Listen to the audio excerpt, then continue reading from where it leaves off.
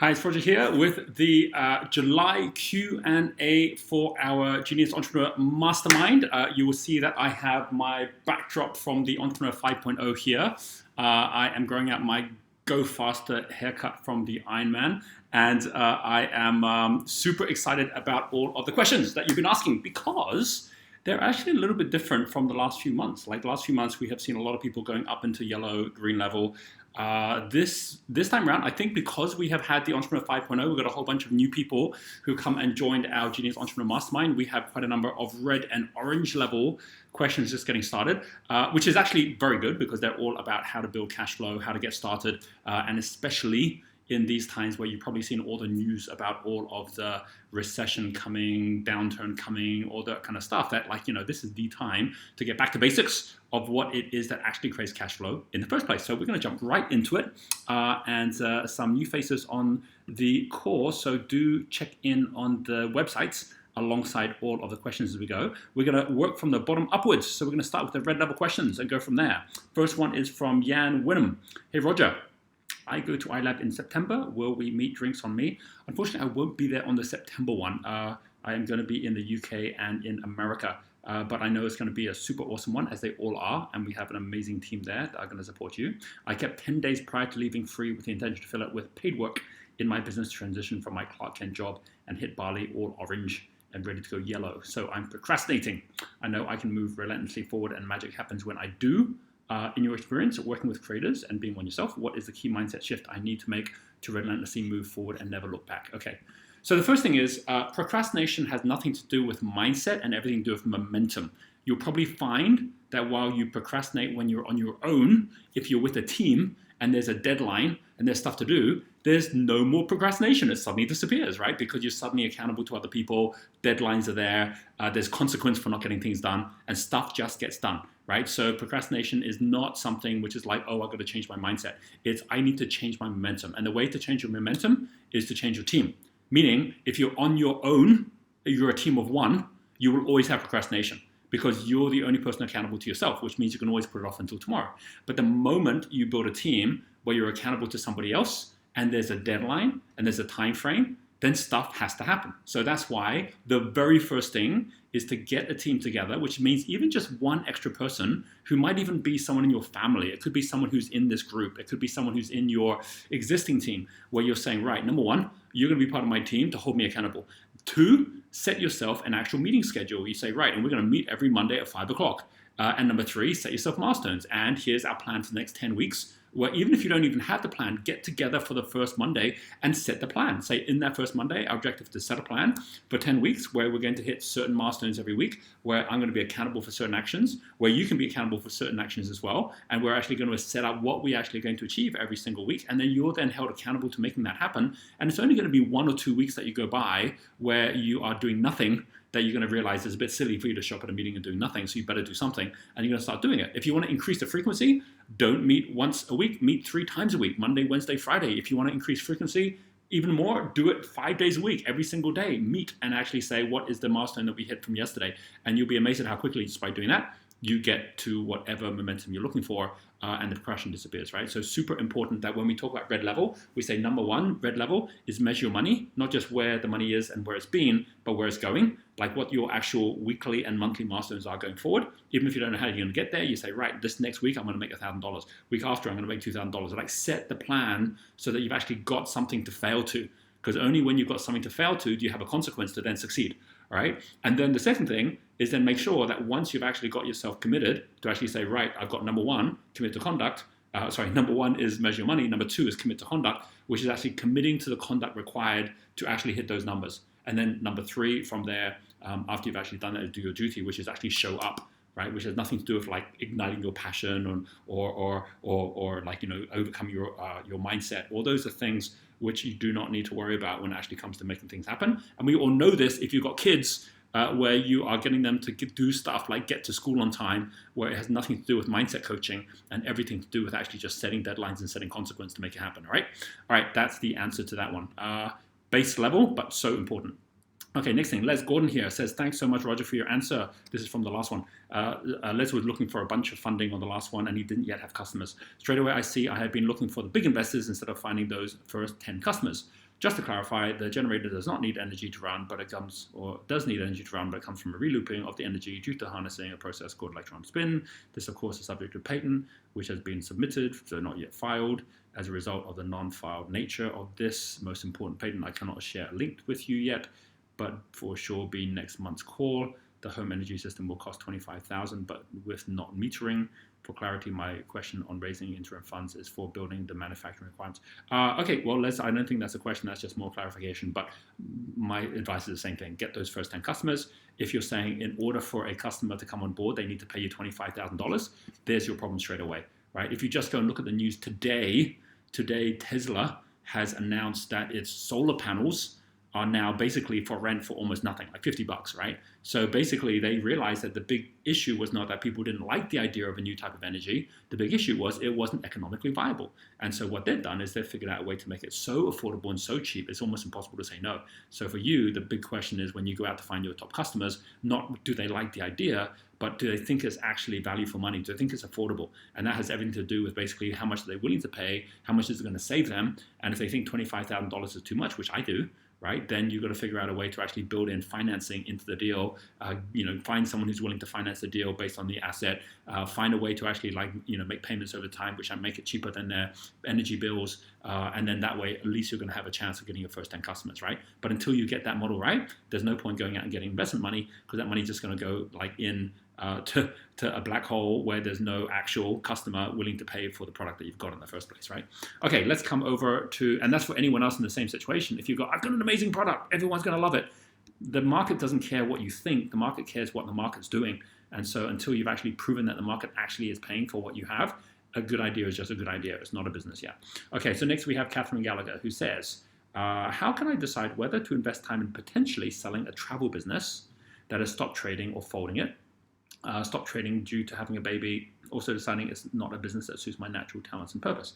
So Catherine, here, like in exactly the same way that Les does not yet have a business, he has an idea. In your case, it's exactly the same. You don't have a business because a business is only a business when it has customers. If it doesn't have customers, it's just an idea. Even if it's got a database of past customers, even if it's got a brand that might be nice, you might have all just seen the news that Tumblr just sold for like $3 million. I mean, it got bought for like $1.5 billion and it got sold by $3 million by Yahoo. I mean, like, it just goes to show that even something that's got like a lot of people using it, there's no customer paying money for it, so they don't have a way to monetize it. So as a result, they're giving away from almost nothing, right? They've like lost 99.9% of the value of the business. And so in your case, it's the same thing. You don't actually have a business that's worth selling. So don't go sell it. Don't go try and sell something that's not got customers. What you're much better doing is going out and actually building something new. If you happen to have someone come along who says, I want to buy what you've got, great, sell it to them.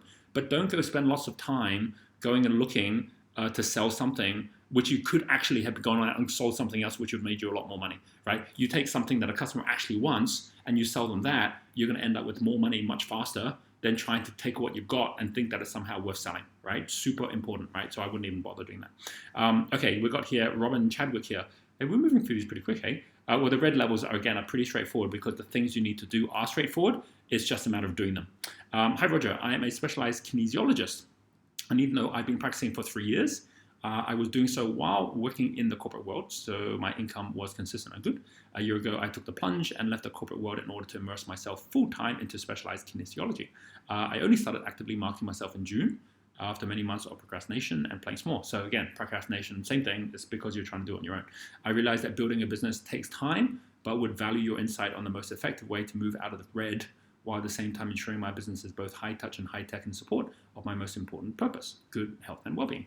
My business currently relies solely on me to provide one-to-one treatments, but I know that this isn't sustainable and I need to introduce a global product or service that allows me to leverage my business. Any insight or guidance would be amazing. Thank you. Okay, so Robin, like the most important thing, again, and if you go through the Entrepreneur 5.0 training, which you all have access to, you'll all see the same thing, which is getting your first 10 customers generally should be easy because it's all through trust and word of mouth of people who already know you. But going from 10 to 100 requires you to have something which is going to be competitive in the marketplace where people are already out looking for the best. If I want to have anything to do with figuring out with kinesiology, for example, how I go about getting the very, very best experts to help me, I can go online and immediately within 5 minutes, I can find the best books, I can find the best blogs, I can find the best YouTube videos, I can find all that stuff for free. So why would I need Robin stuff, right? I wouldn't need it. There's nothing that she or he is going to be able to provide which is actually going to make any difference to all the value I already get out there. So the most important thing is, Robin, for you to say, well, I need to connect in. This is where red becomes really important to get to orange level. I need to connect in, first of all, with the people I have that I'm giving good value to that are going to give me testimonials, because until I have a track record, someone who doesn't know me is never going to actually share anything about me or know anything about me. And anyone who does know me isn't going to be willing to share it. So the steps are really, really straightforward. It all starts with you basically making sure that you've got testimonials of people who really love what you do. And this is just you selling your time. So you then are going to have more people who are going to then come to you until you have a customer who is willing to recommend you to others as well as come back again. Don't try and grow your business. If you have 10 people who come on board and none of them come back again and none of them refer you to anyone else, you're stuck. You have to start all over again. But if you have 10 people who come on board and they like what you do enough that they're going to refer you to a friend, then you've got 20 people. And if those 10 people come back again to buy something else from you, well, then you've got actually 20 people, not just the 10 that are repeating, but the new 10 people as well. And then from there, guess what? If you've got 20 that are coming back and each one of them is willing to come back again and each one of them is willing to recommend a friend, you've now got 40 people. So your ability to grow a business when you're really just focused at one thing, which is, can I find 10 people? And are those 10 people? And by the way, if you can't find 10 people, you shouldn't be in business. You should go get a job with someone who already has got those people. Now, that's different from going and applying for a job you're not going to get. This is about going out and working with someone who already is a kinesiologist or someone who's already at a high level that needs your help, so you can actually see what it is they're doing different from what you're doing, which is why they're attracting the customers. And almost every time it's because they just happen to have more track record. They happen to productize their business faster. But if you just simply do that one thing, which is basically get your first 10 customers or work with someone where you're working with 10 customers, and you say, what's it going to take to actually make this customer so happy with what I'm delivering by me actually just working on quality, not quantity, by actually just doing a better job as opposed to a bigger job. If I can just do that so that those 10 actually are going to recommend to other people, and you can figure out immediately from every one of those 10 what they're doing to actually recommend you to others as well. And I was saying that on one of the videos, that basically Net Promoter Score, if you just go Google Net Promoter Score, all of the biggest companies in the world are using that as their measure for growth now, because it's all about to what extent are my current customers my promoters to go share me with others. Because if you haven't got that going, you're going to constantly be starting your business from scratch again every time 10 people show up and disappear and never come back again, right? So that is the key, not anything else, right? You don't need big fancy websites. You don't need crazy product formulas. You don't need to have some, kind of like super special branding that's going on. You just need to get those 10 customers to be at a point where they love you so much and that you're willing to go out and recommend you to somebody else. And at the same time, you can follow up that person so they become a customer and that person comes back and actually buys from you again. That's the most important thing. Once you get beyond the 10, now you got 20, now you got 30, then we can talk about the next thing, which is yellow level, which is where we say, right, how do you now productize what you've got so that you can actually have groups at a time, or you can have other trainers that come and help you as well because you've got a strong enough product that people really want. That's different from what other people do. But until you know what that is, because the customer's telling you what that is, that's not for you to tell yourself, it's for the customer to tell you. Until that's happening, there's no point to even productize in the first place, right? So really, like most people productize too early. Some people productize before they've even got customers, which is crazy. But hopefully that makes sense to each of you. Just do that one simple thing, right? Got a few more red level here. We've got Lillian here who says, I am a corporate trainer and coach, and my core area is leadership development, wanting to build a tribe of 50,000 women leaders in the next 3 years. This covers career, self-leadership in their lives, and making a legacy contribution. I am looking to understand how to use the cycling to create a 2020 business that has a change impact on this tribe of women I want to work with, as well as how to build the right connection to the star. So very much like Les, there's no question here. It's just like, this is what I'm doing. This is what I want to do. I think, Lillian, next time when you listen in, ask what kind of question you might want to ask off the back of this. I have a question for you, which is, it's great that you want to build a tribe of 50,000 women. I don't see a website on here. I have no idea how many people you have right now that's actually working with you. If you, again, are at that point where you don't yet have many clients, I would say start with your first 10. Right. And then after you got your first 10, then work towards your first 100 and just use the impact meter to move yourself from one level to the next. Right, and that's the most important thing to get started on. For any of you who want a refresher course on the impact meter, go to the micro degree list on Genius U and go specifically to the 10 times your impact micro degree, because that one actually shows you exactly how you get your first customer, how you get your first 10, how you get your first 100, how you get your first 1,000, how you get your first 10,000, and how each one of them you only need to think about once you've done the one before. Because the learning from the one before is what gives you the information to then go to the next level. You don't start by basically saying like, I'm climbing Everest. How do I climb Hillary Steps? It's like, no, Hillary Steps is past camp 4. Let's start about how you're going to get to base camp, right? So like just take it one step at a time, and then set your time frame and your milestones one step at a time, and your promotion plans one step at a time as well, right? Really important. Okay, next we're going to come to Maria. Maria Stancic. Yeah, okay. Women to Women.ca. So this is, hello, Roger. I'm thrilled to be here, and thank you for creating this amazing community. My question for you is, what's the best resource to learn how to create a great, accurate, and meaningful quiz or assessment similar to what you've created? I want to create one on the topic of self-awareness and would love some direction and guidance on that. Thank you.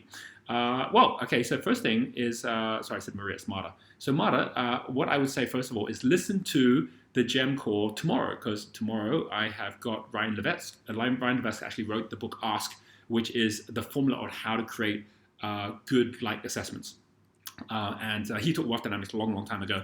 And we don't actually have our own training on how to run assessments, although we do explain how to do it when we're working with flow consultants, right? Because they all use wealth dynamics or talent dynamics. And you don't need to create your own assessment if you can use our ones for free.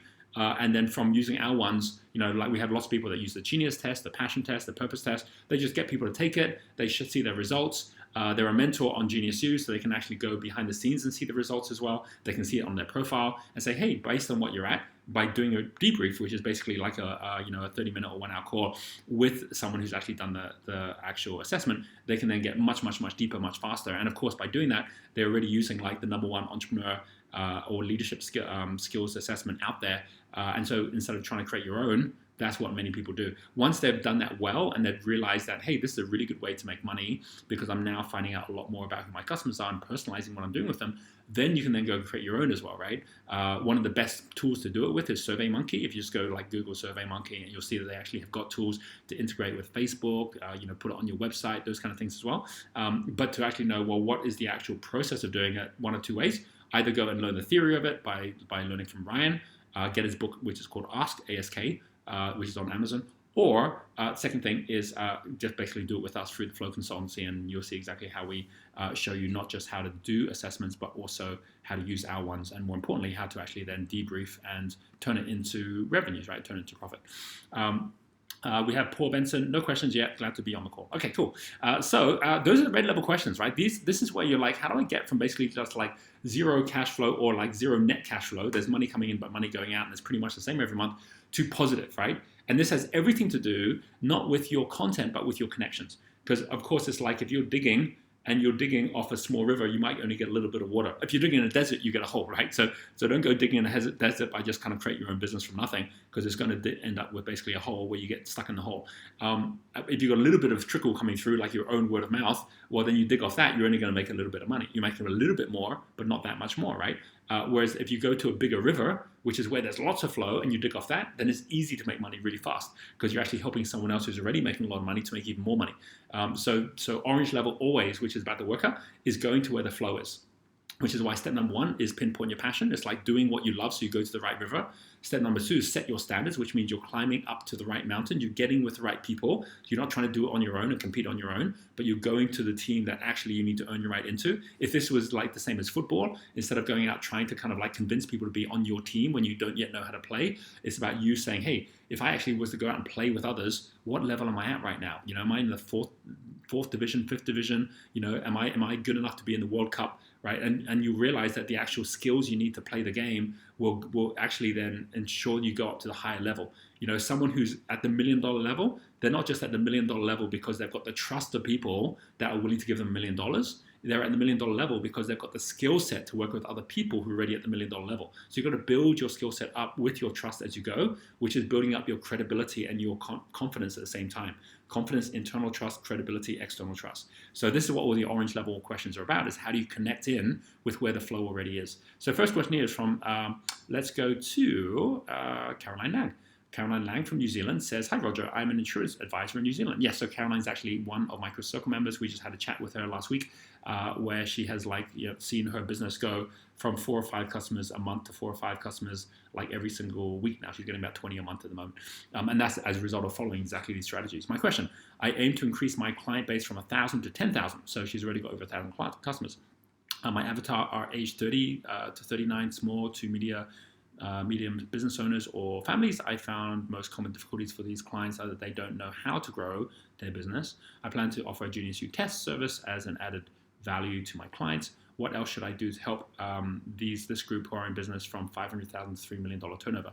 And then number 2 question, I'm thinking marketing partnerships with corporate companies, but how partnerships really work, what kind of return should I get? I find I always give promotion money out while no return, no leads, etc. How can I do better? Okay, so on the first, so this is good. This is about how do you actually create product partnerships, and then how do you create marketing partnerships. So if you think about basically your business, by the time you're getting up to yellow and then green level, then it basically divides into 4 areas, right? You're going to have some of the money that comes in from every dollar you make, which is going to go to marketing, which is actually finding your customer. You're going to, and generally we say that should be around about 20%. You have some of the money which goes into the actual sale when a customer actually makes a decision, which is when you slow things down enough that someone says, here's my money. That's the sales process that you normally would put about 10% towards, which means we're paying someone 10% to actually be there with the customer at the point when the customer actually makes the sale or makes the purchase.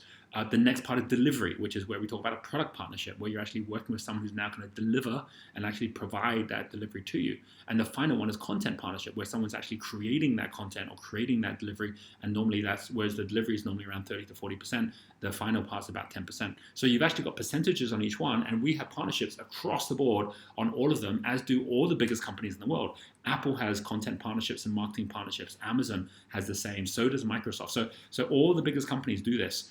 They actually know what kind of a partnership you're working with people. In this case, Caroline's asking, first of all, well, what should I be doing if I've got all these people who are coming my way? They're already my customers. I've got over 1,000 of them, and they want to have more support to actually improve and grow their business.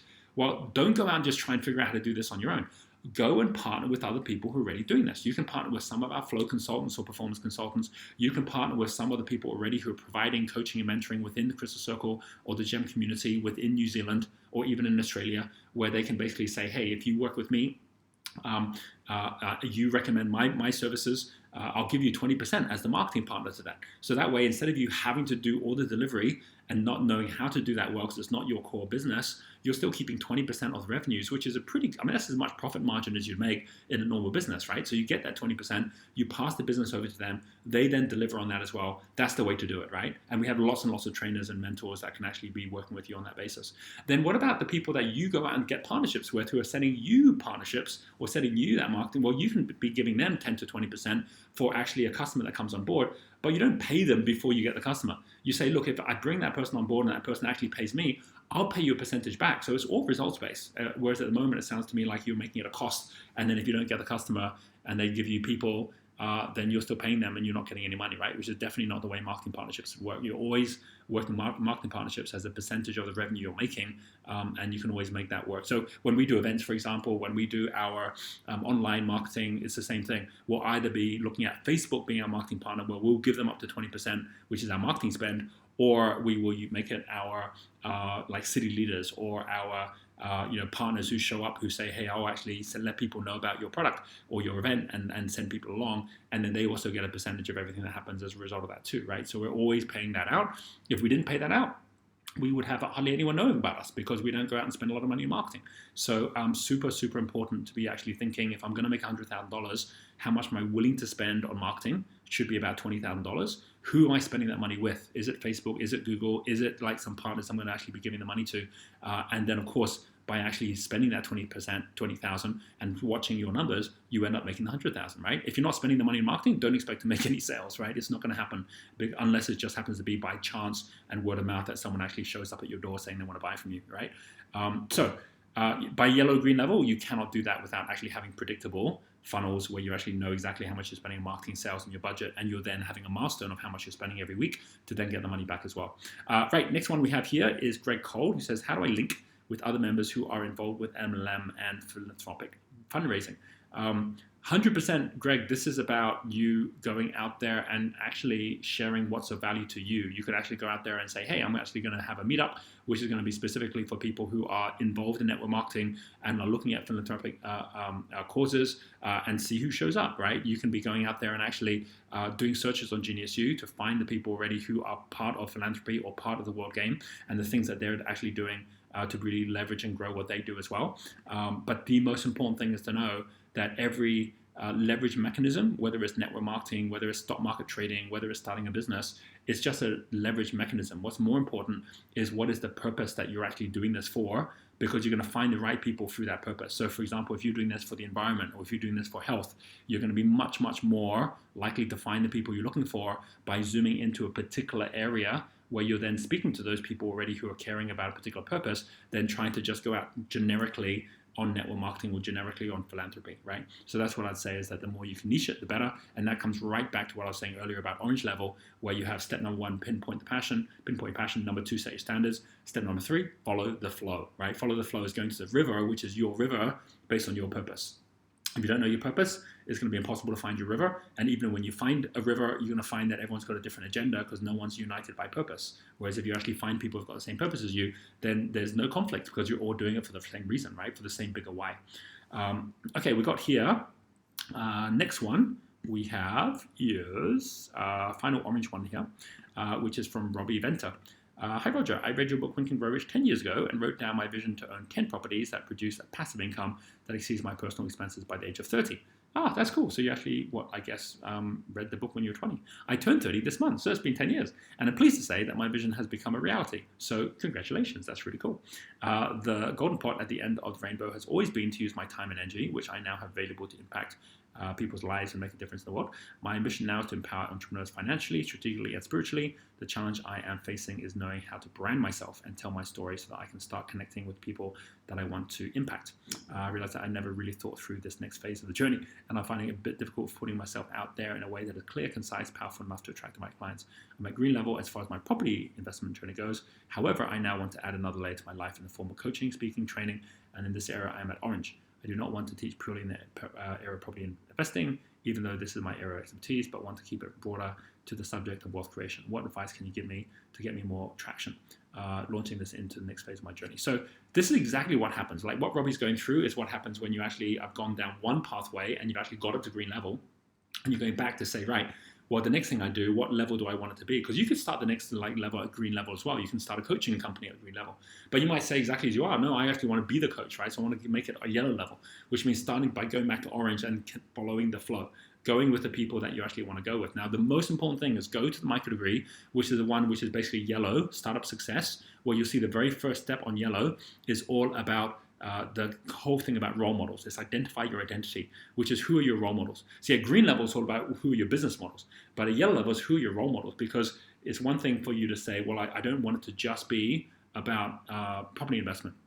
But then I'd say, well, does that mean it's going to be more like what Simon Zucci does, which is he does property investing, but he's doing it now in a way that actually is more than just property. It's about how do you build a team, is how do you actually follow the right strategy, which follows your personality. So is that what you want to do? Because if so, he would be a role model. On the other hand, you might say, no, it has nothing to do with property at all. It has to do with health, right? In which case it's like, well, then would someone like Joe Formosa be your role model, as someone who has set up Health Dynamics and who's got a personalized pathway towards health to actually help people to be more healthy? Is that what it is you'd want to do? Or you go, no, it's going to be more to do with not health, but wealth, where it's going to be about how do I actually build like an entrepreneur network. It's like, well, then would I be your role model? Would it be where you'd be saying, well, I want to follow something similar to what Roger's doing, but do it unique within my niche, which is in property, in which case you say, okay, well, in that case, I should join the flow consulting and actually be able to then use those tools and learn from others that already are doing exactly the same thing within their area. But it's about role models where you're actually going through the pathway of deciding not just who your role models are, but how do you then define yourself with one sentence, with one bio, right? And so the whole process is all there within the Yellow Love micro degree. That would be the next step to take. And you'll know when you're there because you would have actually zoomed down to a few role models that you then go, great, these people, they're not my competitors. They're actually my partners. I can now go connect with those people and say, hey, what help do you need? And each one of them is going to actually need help, whether it's through having a marketing partner or whether it's through having a content partner. And then you actually find a way to actually then be in their game. Right, so the best way to play football is not to go out and try and get everyone to join your team when you don't know how to play. The best way to play football is to go and join someone's team who's already playing, and then from there you learn so fast, and from there eventually you can actually set up your own team and get it going yourself as well. So that is what you need to do, and that really sums up what orange level is all about. Which brings us to yellow level, right? So on yellow level here, we have got, first of all, I think we've got a few yellow level questions, and then we have got also... let's see. Okay, wait. Let me check. I've done all the orange level questions. Did I do them all? Yes, I believe I did. Oh no, I didn't. I missed one out. Okay, let me just check on this. I want to make sure I didn't miss anyone else here as well. Um, okay, all right. Okay, so the one I missed. Okay, the one I missed was actually it was actually Adedamola. So Adedamola is here. Adedamola actually wrote like 9 questions, right? 9 points. Okay, so what I have done at Adedamola is I have kind of just taken out the top 3. And then I've made them into one, right? So the whole idea of this gem is that everyone's got a chance to ask, as it says at the top, this month's biggest question is to ask one big question, right? Because then that way we give everyone a chance to be able to ask and get your question answered. So in her case, she basically says that she has got a school in Nigeria that is up and running, that is all working well, and now she says working in school as a trainer seems to be a better fit for me than as the head teacher. However, I need to be sure of when it is right to hand a startup over to those who can scale it from where I brought it right now. The school is 4 years old, by the way. And I know some of your other questions, Ademola, is about how do you become a coach and so on. So I know I've already answered those questions from other people's answers. But what I'm going to say here is that she's got this chicken and egg where she's kind of got this rented apartment where she's running her own school at the moment. And if she wants to go to the next level, then she needs to get approval, but it means she has to have a location. So it's chicken and egg. Do I go for a location and go that way, or do I not? Well, obviously you don't go that way in that you yourself aren't actually that passionate about building the school up because you want to be a coach instead. You don't want to be a head teacher.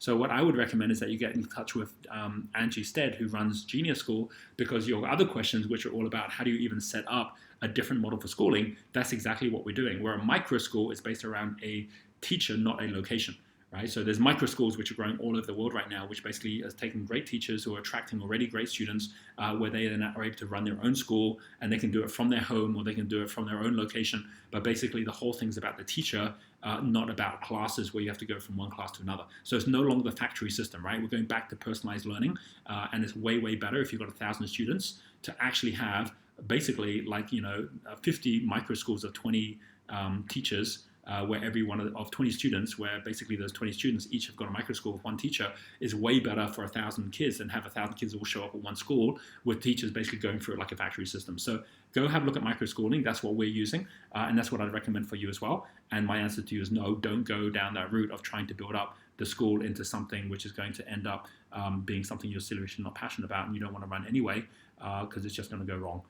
And follow the pathway I mentioned in terms of how you go about becoming a coach as well, which is all interlinked to this, because frankly, every coach has got their own micro school, which is what you're all doing. And that's why Genius U is evolving into basically the #1 network for micro schools, because a micro school includes having mentoring, having events, having products, having all the tools which allow someone who actually is your fan or someone who wants to learn from you to be able to have everything they need to be able to personalize their learning journey with you, and you then basically be of highest value to them. Because if you have someone who is going to be able to teach you for a micro school, why on earth would you go just learn from YouTube, right? So basically this is 5.0 as opposed to 4.0, high touch as well as high tech. Okay, so let's come over to yellow level. So we've got Gabriel here who says, hi, Roger. Amazing visit to Bali for the Flow Builder, which was in July.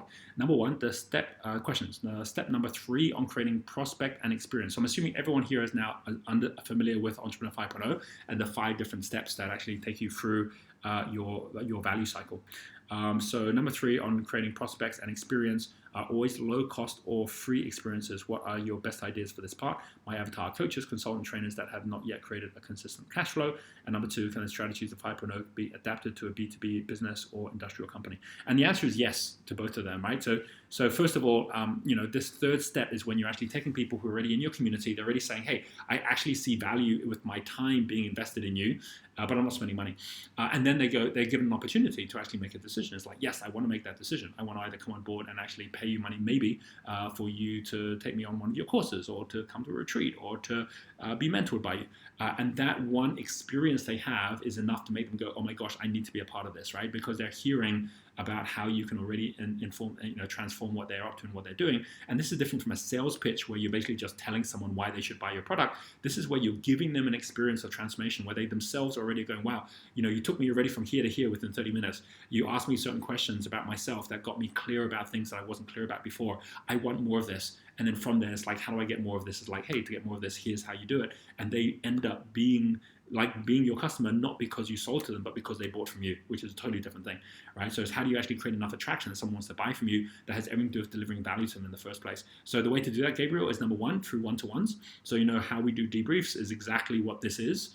or doing it in small groups, which is basically workshop sessions. And so you see me doing this, like I'm doing the same thing you're doing. So rather than just hear what I tell you to do, just watch what I do and just do it, right?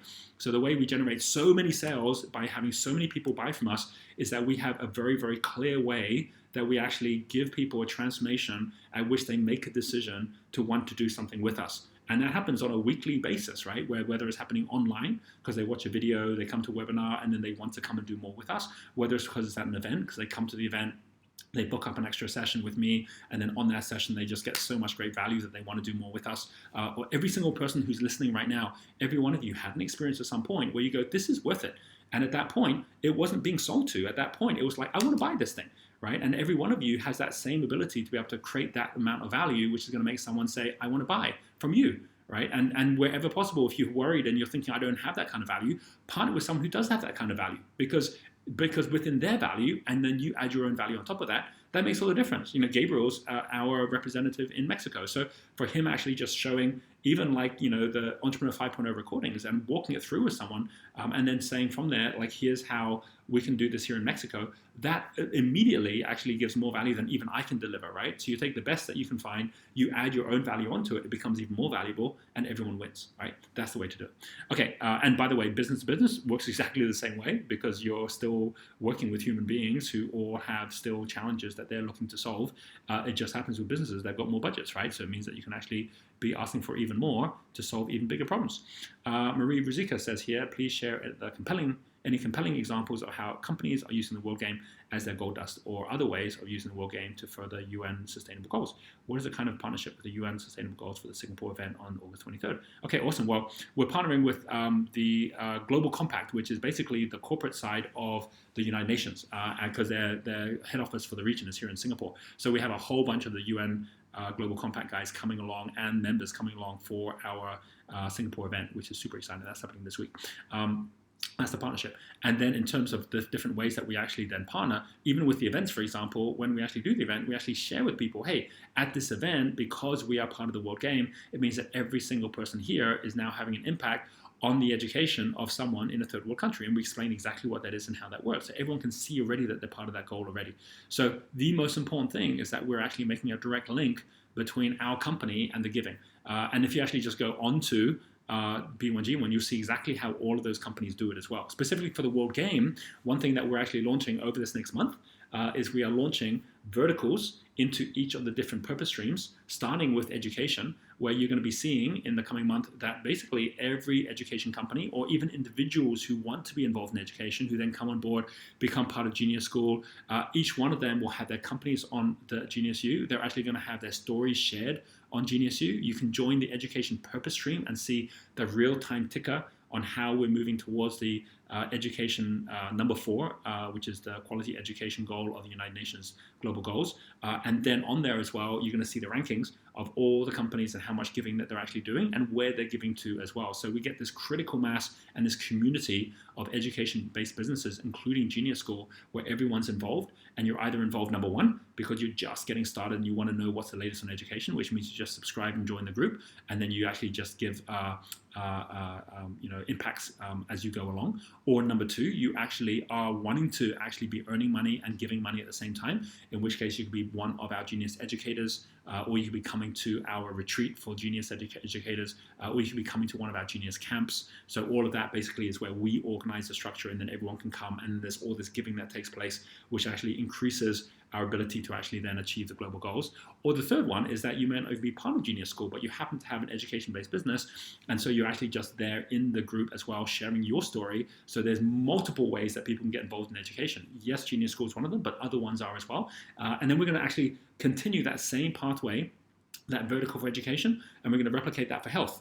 And we're going to include what health dynamics in that. And we're going to do the same one for no poverty. We're going to do the same one for environment. And you're going to see in each one of them, we're going to have our own company. So all of our, like mentoring will be in the no poverty. All of our resorts will be in the environment. And so this allows every company to see how by connecting up with other companies with the same purpose, you're going to be so much faster at finding the collaborations you want, the opportunities you want, and then getting your story out there to the world as well. And so that anyone who's looking to say, what's going on in education right now in the world, or what's going on in health right now, can come straight to our circle and see this entire news stream and content which is coming through. So that's what you are going to be doing as we evolve this world game, which is I'm actually very excited by. Let's go through. We have one more yellow question, then a green question. So this one here is from Leonardo Ripoli. And Leonardo here says, hi Roger, we want to create the possibility for foreigners to experience the Gargano, a beautiful, unique place in southern Italy. So we want to offer holidays, live like a local. That includes possibilities of doing retreats, business, conventions, etc. Website is under construction. What we have as an asset is strong logistics, i.e. people who can pick you up at the airport, etc. Show you where to eat, best food, and so on. So here comes a question. I would like 2 tiers of service. Number 1, full, including where we pick you up at the airport and basically we bring you around, taking care of you at any moment. Number 2, you do it yourself. We just give you the information, worth years of experience on where to go, where to eat, best and cheap, and also we can provide a basic legal advice in case you need it. I would like to know how to price number 2. Should we give it for free? How much is it worth? Is it actually an asset? Okay, so Leonardo, really what you're talking about is concierge services, right? Like, so basically the entire hospitality industry has transformed ever since Airbnb. And so if you go to Airbnb, you'll see that Airbnb has got a whole section, which is growing even bigger profit-wise than their main rental section, which is their experiences section. So frankly, like, you're here talking about experiences, right? So you can use the Airbnb experience section to add your own experiences in there as well. And then people will come in, they'll rank the experiences, they'll come join you for the experiences. That's great, right? The idea of a concierge service, different people tried to charge for this in the past. No one's charging for it anymore because basically it's just a value add where someone's like, why would I pay for that extra stuff when everyone's already giving it for free? So you're much better off to basically say, let me actually have a base level service where people can come, they can stay, they can experience the place, and then I'm going to have a high level service, which will be at a higher price, which will include my concierge service, right? So that way you're not actually then, and by the way, if you go and actually look at Airbnb, Airbnb actually now has got an entire section that they've created called Airbnb Lux, where they actually provide all these extra services as well, right? So pretty much all of the biggest villa rentals, the best hotels, they all do the same thing as well, right? They, like Emirates, like airlines, they'll basically chauffeur drive you, they'll answer all your questions. So no one's charging extra for it. They're just adding that into the premium margin of their top level product. And generally, like I've said in the past, always be thinking that from one level to next level, you should be at least double or triple the price from the level below. Like, business class is always about triple what economy class is. First class is always about triple what business class is. So that just gives you a bit of a rule of thumb of how much you should be charging for this. But in my view, you shouldn't be going and trying to spend too much time pricing any of this stuff. You should be doing a promotion plan to launch it where you say, I'm going to bring my first 10 customers on board. How much are they willing to pay? And then go with whatever they're willing to pay. That is the key to doing this, right? Okay. Another question you got here. Unrelated to the previous question. From your book, The Millionaire Master Plan, I'm a creator. You say at some point that the losing formula for a creator is to rely on intuition and consult. Can you explain more about that? Because I was thinking of going into a consulting job and I was actually thinking about using intuition to solve some of the problems I would come across. Yeah, basically what I was saying there is that, like, when you're just getting started, when you're using your own skill set, then yes, you can use intuition, yes, you can use your time, but as you go to the next level up, those become the weakness of the company, right? The fact that the creator is always coming up with new ideas, the company can't come up with ideas on its own without the creator, so you become the bottleneck. So the most important thing is, how do you go from the lead guitarist, where you're the one coming up with all the ideas and making it all happen, to the drummer, where you basically are keeping a rhythm for other people to come up with the best ideas and for them to make it happen. And you have to actually take your winning formula in the first phase, which is like where you are the one making it all happen. And then you basically have to then systematize whatever you can from that, like I have with wealth dynamics, with impact dynamics. And then I've systematized those things so I don't have to be the only one doing it all. And then I can step into the background or into the things that I want to do, like my mentoring, like this. And then other people can do all the rest, which actually allows the whole business to scale as well, right? So that's what it means, that at some point your winning formula becomes a losing formula. You've got to change your strategy. This is all about impact dynamics and the fact that when you go from level 3 to level 4, when you're going from like 100 to 1,000, you have to change what you're doing. You can't be the one having to go out there like being the person that all 1,000 people are wanting personal attention from, or you'll die, right? Okay, so let's come over now to the one green question we have, which is from Callum Armstrong. He says, hi Roger, thanks for the great chat with Michael Gerber. And if you haven't actually listened to that, go back, listen to that, because it was well worth it. That was like last month's call. When talking about the Eightfold Path, Michael discusses the second 4 steps the job, the practice, the business, the enterprise as a roadmap for small businesses to scale. During the conversation, he mentioned that your business should replicate 7 times at each level before progressing upwards. 7 franchises that implement management systems, 7 units that implement leadership systems, etc. This makes sense for a location-based business, e.g. a Subway, or a market-based business, e.g. flow consultants. But how does this apply to a product-based business? What is it that we are supposed to be replicating along this train of thought? Our business already has a client fulfillment, lead generation, and lead conversion systems built into it. So does this mean we should replicate it to create 7 new products, or maybe enter 7 new different market supply chains? Or would it be more about replicating our brand success formula to create 7 different brands? So what's really important about this is to know that basically if you are thinking about, let's say, for example, products that we might have, like, we've got Wealth Dynamics as a product, right? Or even Michael Gerber, right? He has a product like eMyth. So you say, well, how has he replicated eMyth? Well, he's actually got people he's got coming on board now that are actually taking on board a niche in eMyth. So this is talking about different niches, where he basically has like eMyth for property investors, eMyth for cleaners, like eMyth for franchises, where each one of them, he's got someone coming on board and paying him like $100,000 to actually take on the rights towards that model. Now, he couldn't do that unless he'd already proven that model with a few people that actually were taking basically a product and then co-producting. So this is what this is all about. It's about how do you actually take something which is just one product, and how do you actually now come up with it in different variations where other people can then actually grow it, so you're not the one having to grow it yourself, right? That allows you to replicate in a way that if you didn't do that, you'd have to just keep on replicating the whole thing yourself, right? So that's basically what that is. So that's the product model on how you would do that, is you're basically taking your product niche or your product stream, and you're actually then creating new product streams that other people are growing, so it's you're growing it. So the one thing that actually becomes the driver of this is the marketing, and the fact that different people are owning marketing in different ways. We do the same thing when it comes to things like Wealth Dynamics by country, right? So we have got the same product, but we've got it in different countries. Same thing is happening there as well, right? So that's the way that you actually do that. And again, this comes back down to the fact that you have 4 different types of partnership. You've got marketing partnerships, you've got sales partnerships, you've got delivery partnerships, you've got content partnerships, and in every case, you can actually find a multiplier so that someone goes and comes along and says, I want to do marketing for you, how much can I make? And you can say, well, here's what other people have made. I want to do sales for you, how much can I make? Well, here's how much other people made. I want to do delivery for you, right? I want to be your trainer. How much can I make? Well, here's what other people are doing and how much they're making. Or I want to actually do a content piece with you. How could I do that? So these 4 link to the 4 different sides of the Wealth Dynamics square, and you want to have all 4 of them, and you want to start with marketing, right? And then after you've done marketing well, then you've got to get onto sales, or else you become the bottleneck. Whatever you don't do here, you become the bottleneck. And then after sales, then delivery. So you're always going to find that to begin with, if a founder's trying to do all of it, then eventually they can say, hey, I don't have to do all the marketing because I've got marketing partners. Hey, I don't have to do all the sales because I've got sales partners. Hey, I don't have to do all the delivery because I've now got delivery partners. And eventually I don't even have to create the content because I've got content partners, right? So it's about basically letting each of these go one by creating multipliers behind each of them as you go as well. That is the key to going from yellow to green level. Okay, well, hopefully you guys have got some really good value from the way I've answered these questions a little bit differently from how I normally answer them. We have got some really super exciting things coming up, both events. I'm going to be in South Africa next week, then I'm going to be in the UK, then I'm going to be in America again. We have this big event coming up in Las Vegas as well, which is super exciting. We have our Global Entrepreneur Summit coming up in London. So do look out for our calendar. If you go to GeniusU now, geniusu.com, you will see that there is a brand new website which shows you basically the whole like calendar for the year. So you can actually follow that calendar through and see exactly how you can be now connected to all of the things that I'm going to be doing in real life. And we also have got some really awesome online things that are about to take place, so have a look at those as well. Have a fabulous month ahead. And one final thing is, if you're watching this and you haven't yet looked at what we're doing at GeniusU, go to invest.geniusu.com and you'll see that we have got basically our pre-IPO round that we're actually doing right now as well, which is super exciting. And that is open for another week. So come join us if you'd like to, and we will catch up with you on our next video. See you all later. Bye.